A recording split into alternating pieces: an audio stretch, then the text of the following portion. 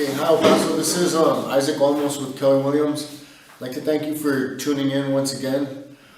This week I wanted to address one of the questions that I get frequently, and that's going to be from buyers, and they ask me, where do I start? Absolutely, it's going to start with financing. Now, going to shop for a house without a lender or pre-approval is like going to the store and trying to buy groceries without taking your credit card and with no cash in your wallet. Okay, let me talk to you about why it's so important. Even when it comes to resales, the builder or somebody trying to sell their house is not going to accept an offer unless you can provide proof of funds.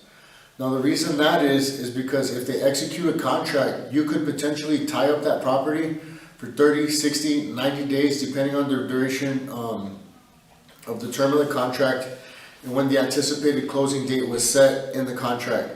So they want to make sure that you can buy it, otherwise they're having to take it off the market and they are locked into that contract. Now keep in mind, one of the reasons that you do want to go in first is you want to know what your buying power is. So you want to know what's going to be within your means. So you don't want to be looking at $200,000 homes if you only qualify for 180. You know, on the flip side of that coin, you don't want to be looking at homes that are 140,000 when you actually qualify for 250. You're going to want to get something a little bit nicer. Now, on top of that, you might have to go into credit repair. Okay, now that can take a couple months. At this point in time, of course, it's going to be better to lock in those lower rates now as opposed to waiting. So hopefully you did start that process a couple months ago. One of the other things you want to take into consideration is that there could be a couple things that are disqualifying you that you can correct. For instance, when it comes to credit card use, 49%, super high is going to have a derogatory impact on your credit situation.